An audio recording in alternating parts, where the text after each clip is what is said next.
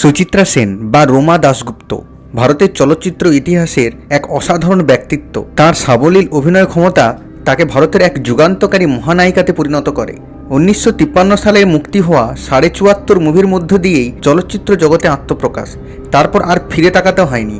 একের পর এক হিট বাংলা এবং হিন্দি চলচ্চিত্রে উপহার দেন। উত্তম সুচিত্রার আইকনিক জুটি আজও কোটি কোটি সিনেমা প্রেমীদের কাছে একটি ইমোশন। সুচিত্রা সেন ভারতের প্রথম অভিনেত্রী যিনি আন্তর্জাতিক খ্যাতি অর্জন করেন। দীর্ঘ 25 বছরের কর্মজীবনের পর 1978 সালে নটি বিনোদিনী মুভিটিতে শুটিং চলাকালীনই তিনি অভিনয় জীবনের থেকে অবসর নেন। সাধারণ অবসর নয়, সমগ্র লোকচক্ষুর আড়ালে তিনি এক নির্বাসিত জীবন বেছে নেন।